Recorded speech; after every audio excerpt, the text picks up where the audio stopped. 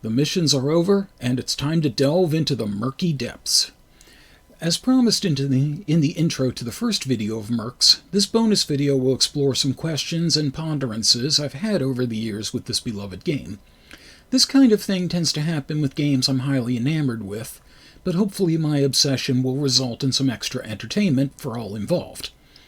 To refresh everyone's memory, this video will cover 3 topics I went into during the previous game videos, but in more depth and with some potential corrections, so whatever I may have said during the main videos may be proven or disproven here.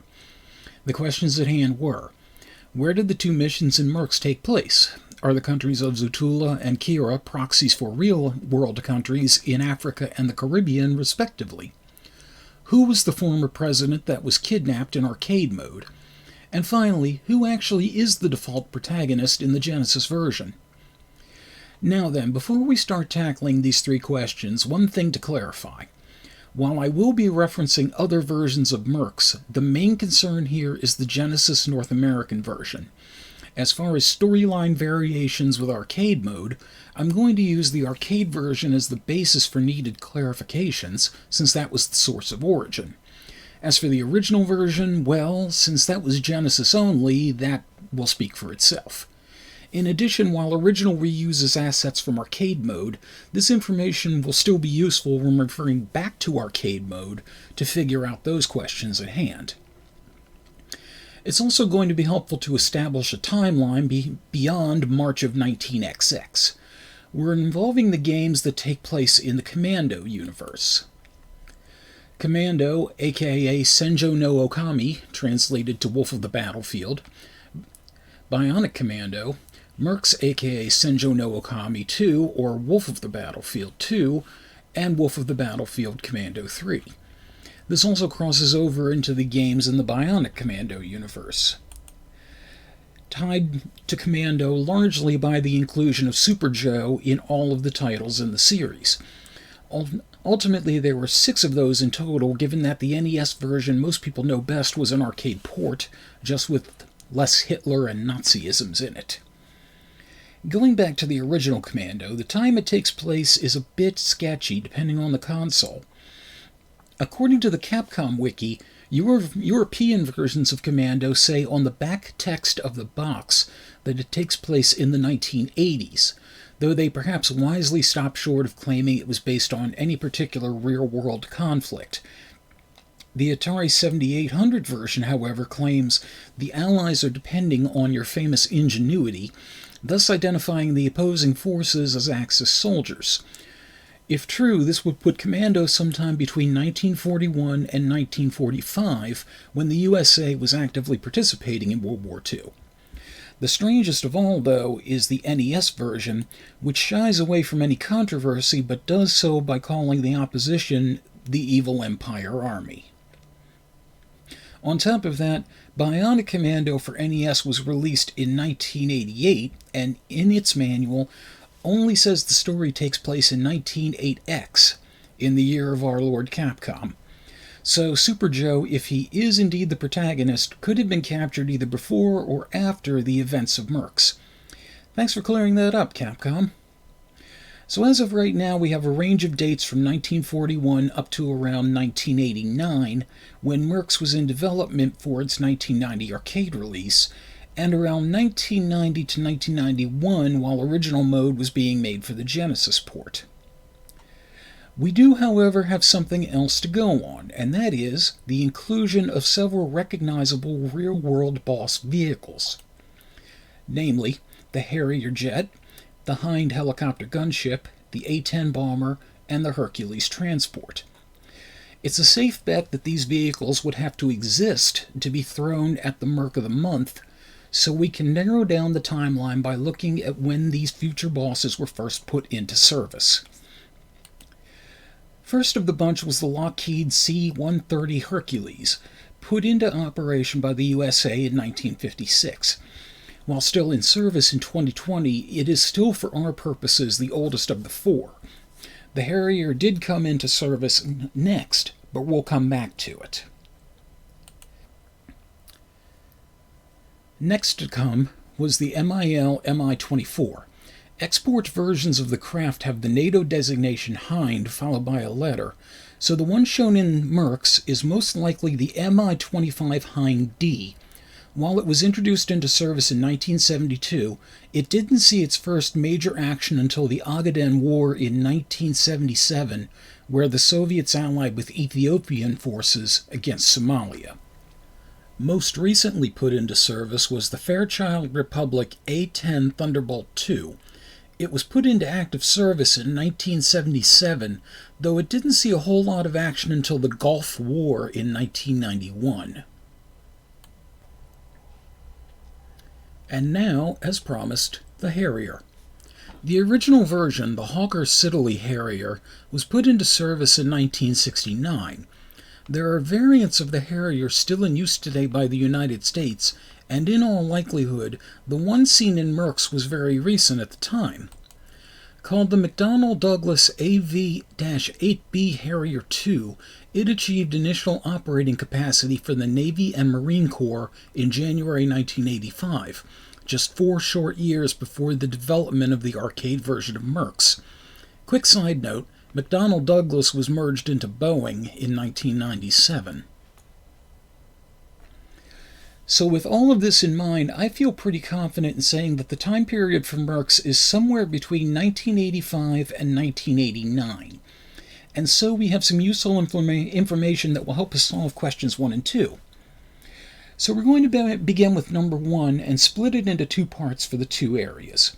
We'll tackle Kira first. Kira is mentioned specifically as being in the Caribbean. Unlike Zutula in arcade mode, we have a map of Kira for reference, but we also have a couple of context clues, and between the two, it's pretty obvious what country Kira is standing in for. That would be Cuba. While the shapes of the two are different, likely either artistic license or wanting to avoid undue heat, a couple other facts make Cuba the most likely choice. The number of identifiable Soviet vehicles hints at it, since there was a great deal of Soviet involvement in Cuba for much of the late 20th century. On top of that, original mode is all about stopping a crisis involving missiles. Need I say more? With Kira/Cuba established, we can now tackle Zutula's location. We know so far that, according to the game's intro, it is in Central Africa. So we can reduce the possibilities down to those countries. This time, I don't have an in-game map to compare, but we do know the following. So we have a Central African country in the late 1980s in a state of civil unrest. Yeah, let's dig a little deeper. The terrain in the arcade version was established before the original version on the Genesis, so what we saw there wasn't recycled into the original mode. That gives us some good markers to define the country. Aside from the obvious military base, we have an ocean border where we landed, jungles, deserts, a city, and some big railway systems. Then we have the vehicles, again a combination of Soviet and American, and again some of those could be captured and repurposed. With all that in mind, we have a country that does fit, and that would be Angola. Angola fits geographically. 3 major railway systems totaling 1,716 miles, 8 ports, 23 paved airports, numerous large cities, 1,295 navigable inland waterways, deserts surrounding the country and arid land within it, and some lush forestry closer to the large water sources. The second reason it fits is the Angolan Civil War. Beginning in 1961 with multiple groups competing for influence and boiling into major hostilities by 1975, it eventually drew the direct intervention of the Soviet Union, South Africa, and Cuba. Cuba and the Soviet Union's main reason to be in Angola was to support a Namibian insurgent group called SWAPO, Southwest Africa People's Organization, in their goal to achieve independence from South Africa. Where this gets a bit strange is that South Africa was fighting alongside Jonas Savimbi's anti-communist guerrilla organization UNITA, Union for the Total Independence of Angola. I hope I'm pronouncing that right. The Soviet and Cuban forces were siding with the Angolan government. So what we have here, as close to the target date as October 1987, were Soviet, Cuban, and Angolan troops fighting against Savimbi's UNITA, backed by South African forces. There's clearly some switching around here with exactly who the rebel forces are. We have Caucasian soldiers on the other side, which would mean likely either the South Africans or the Soviets. But then we have the problem of fighting the Angolan government instead of rebels, as the U.S. was backing Savimbi, along with anyone else who was fighting against communist influence during the Cold War. This makes the kidnapping kind of strange, too. Ultimately, the Mercs would be more likely to be fighting the Angolans, Cubans, and Soviets, though they weren't the rebel forces technically in this case. What can I say? The Cold War made for some very strange alliances in the 80s. Though the Mercs' presence does follow with the U.S. policy of no direct involvement in the various situations going on in the region. But in any case, there you have it. Zutula would be an XP of Angola. Question 1 solved. And this dovetails nicely into question 2. Just who is our hapless ex-president? Well, with our Central African country identified, this is actually pretty easy. First, let's take a look at every president up to 2020. Ultimately, what we're looking for is someone who is not only out of office, but still alive in 1985 to 1989. They would also need to have been involved in diplomatic and/or humanitarian affairs during that time. And, side note, yes, I did personally put every single one of those presidential portraits up there. When I dedicate myself to something, I damn well do it. Anyway, immediately, we can eliminate anyone who was in office at the time or would take office later. After all, you would have to be a president before you can be a former president. This eliminates everyone from George H.W. Bush forward. Next, we remove anyone who had died before this time frame, which takes out a large amount of them. And thus we are left with 4 possible candidates: Richard Nixon, Gerald Ford, Jimmy Carter, and Ronald Reagan. Reagan is on the extreme end of the date spectrum, but he is barely still there. From here, it's very simple to figure out who the captive ex-pres is. 3 of these men had political involvement with the Angolan Civil War during their presidencies, though they were on multiple sides of the conflict. The chaos was largely off the radar during Nixon's presidency, and he didn't involve himself in later years. Ford's main concerns were the oil supplies in the region. Wow, what a strange policy. But didn't want to make a move unless success could be assured. He ultimately backed UNITA. As for after his time in office, the closest he got to Angola was Egypt, to attend the funeral of former President Anwar Sadat, along with Nixon and Carter. All of his other work was domestically oriented. Reagan offered support to Savimbi and the UNITA, while Carter chose to withhold such aid. Carter was involved in trying to negotiate peace between SWAPO and South Africa. Between these two, Reagan did some work post-presidency, mostly speeches, due to health issues. Carter, however, was involved through the Carter Center and traveled to numerous countries for humanitarian and unofficial diplomatic causes. One of these was a peace negotiation between Ethiopia and Eritrea in 1989. And while he did not travel to Angola specifically, he would be the most likely candidate for someone on a world peace tour. Voila! The Mercs were there to rescue the 39th President of the United States, James Earl Carter, Jr. Quick side note. As to who this is, at the end of original mode, I have no earthly clue. If he is supposed to be president, given the time, it would make sense for him to be either George H.W. Bush or Reagan. But he doesn't appear to look too much like either of them. If anything, he looks like Alan Alda as the president in Canadian Bacon. Also, the box and manual art from the PC versions feature someone looking somewhat like Ronald Reagan. But as mentioned here before, Reagan really doesn't fit based on what we discovered. And then one question remained. Who was the merc who carried out these operations? Now, during the playthrough of the arcade version, I was really confused about this. I referred to the main character in blue as Thomas Clark, and I wasn't sure where Joseph Super Joe Gibson was. Well, it appears that much of my confusion came from, of all places, the Capcom database. This was one of the first places I found when looking for information on Mercs, and it is very strangely organized.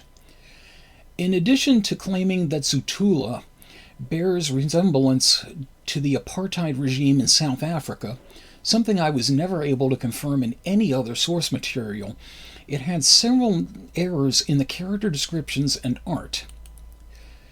The main Mercs page claims that Howard Powell wears red pants, Thomas Clark wears blue pants, and goes into no detail about the hue of Joe's bloomers. Confusing things even further, the normal art of the blue soldier identifies him as Thomas, while the chibi version of the blue soldier IDs him as Joseph. The madness continues on Joseph Gibson's page, as there are two pics, both regular and chibi, labeled as Thomas. And then the craziest wrench in the works is this picture of chibi Joseph and Thomas. It's not really made clear which is which. Reading left to right would indicate that Joseph is blue and Thomas is yellow, but that switches everything we were otherwise told. Now, referring back to the arcade here, the colors and names are made very clear in the intro screen. Joseph Gibson in blue, Howard Powell in red, and Thomas Clark in yellow. Immediately after that, two more full body shots of the soldier in blue, Joseph Gibson, lead us into the game. As for the machine itself, the layout is a bit strange. Gibson is on the left side of the control panel in the Player 1 spot, Powell is on the right as Player 2, and Clark is in the middle as Player 3. So Joseph Gibson, Player 1 in blue, is clearly the default character. So what does the Genesis Mercs manual have to say? Not a damn thing, it turns out. No character name for Capcom's other blue bomber is given other than Rifle for original mode, though it does refer to homing as Stet. So our other source of information comes from the other home ports of Mercs. There was a Sega Master System version, but it defaults to the blue Merc again, and still no info in the manual. All the rest of them were on various PCs, with the publishing handled by US Gold and the programming work done by Tiertex. They were generally similar in design, aside from the expected graphical and sound differences, but they all shared one manual. They were also two-player, with the Mercs of the hour being Joseph Gibson as Player 1 and Howard Powell as Player 2, sporting the same colors. It appears poor Thomas Clark got his pink slip in the home conversions, but don't feel too badly for him. As near as I can tell, Howard Powell was never to appear in another Capcom game after Mercs, while Thomas Clark may have been a sniper in the 2009 version of Bionic Commando. Then again, there's no final E in his name in that game, so it may not be the same Thomas, or he may have just accidentally shot off the E. And while there was a Wolf of the Battlefield Commando 3 in 2008 for Xbox Live and PlayStation Network, none of the three Mercs returned, in favor of Wolf, aka Roy McMurray, Fox, and Coyote, aka Antonio Carranza. Joseph Gibson, meanwhile, popped up in several of the Bionic Commando games. One final note on this. The two saluting soldiers in the Genesis arcade version were Powell and Clark in the actual arcade, appearing on screen after Player 1 does all the work getting the President off the Hercules. So maybe they kinda sorta appeared in the Genesis version? So given the general name and player position consistency between the arcade, Sega, and PC versions, and the standard of Player 1 is the default, I think it can be confirmed that the Merc in question is, in fact, Joseph Super Joe Gibson. In any case, I'm chalking up my confusion to a badly maintained wiki. So lesson learned, take your wikis with a grain of salt, says the man who got most of his research information from Wikipedia. And with that, mission accomplished. all the mysteries have been solved, and my minor obsessiveness can be laid to rest. I hope you found this as informative and interesting as I, or at least a temporary amusing diversion. If another of these curiosity videos comes to mind, rest assured I will handle them in a separate omake style, optional to the viewer. But with that, Mercs is done, and now to get paid. Yeah, paid. Because well, that's what I was told. No money. Volunteer gig? No. Oh no. Oh no. Oh no. Oh no, you didn't! Gonna have to go renegotiate, folks, so take care, and you heard nothing. Until we game again.